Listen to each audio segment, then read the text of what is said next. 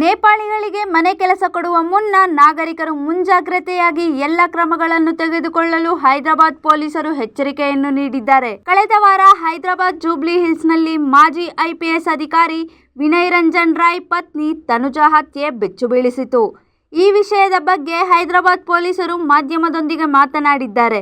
ನೇಪಾಳ ದೇಶದ ಕಲ್ಪನಾ ಎಂಬ ಮಹಿಳೆ ಮೊದಲ ಸೂತ್ರಧಾರಿ ಎಂದು ತಿಳಿದು ಬಂದಿದೆ.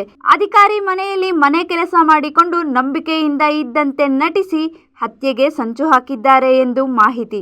ಐಪಿಎಸ್ ಅಧಿಕಾರಿಯಾಗಿದ್ದ ವಿನಯ್ ರಂಜನ್ ರಾಯ್ ಅವರು ಪದವಿ ವಿರಮಣ ನಂತರ ಹೆಂಡತಿ, ತಾಯಿ, ಇಬ್ಬರ ಮಕ್ಕಳ ಜೊತೆ ಹೈದರಾಬಾದ್ನಲ್ಲಿ ವಾಸ ಮಾಡುತ್ತಿದ್ದರು. ತಾಯಿಯ ಆರೈಕೆಗಾಗಿ ನೇಪಾಳಿಯ ಕಲ್ಪನಾ ಎಂಬ ಮಹಿಳೆಯನ್ನು ಕಳೆದ 2 ವರ್ಷಗಳ ಹಿಂದೆ ನೇಮಕ ಮಾಡಿಕೊಂಡಿದ್ದರು. ಇತ್ತೀಚೆಗೆ ವಿನಯ್ ರಾಯ್ ಅವರ ತಾಯಿ ತೀರಿಕೊಂಡರು.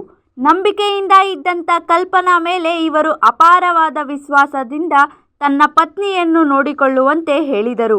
ಇತ್ತೀಚೆಗೆ ವಿನಯ್ ರಾಯ್ ಅವರು ಆಯುರ್ವೇದ ಚಿಕಿತ್ಸೆಗಾಗಿ ಬೆಂಗಳೂರಿಗೆ ಬಂದ ಸಮಯದಲ್ಲಿ ಕಲ್ಪನಾ ತನ್ನ ದೇಶದವರಾದ ಇಬ್ಬರನ್ನು ಕರೆಸಿಕೊಂಡು ತನುಜಳನ್ನು ಮುಗಿಸಲು ಸ್ಕೆಚ್ ಹಾಕಿದ್ದಳು.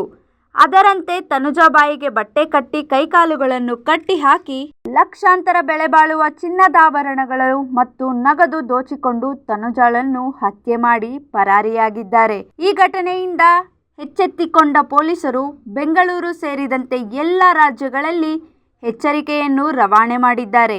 ನೇಪಾಳಿಗರನ್ನು ಮನೆ ಕೆಲಸಕ್ಕೆ ಆಯ್ಕೆ ಮಾಡಿಕೊಳ್ಳುವ ಮುನ್ನ ಮುಂಜಾಗ್ರತೆಗಳನ್ನು ತೆಗೆದುಕೊಳ್ಳಲು ಮನವಿ ಮಾಡಿದ್ದಾರೆ.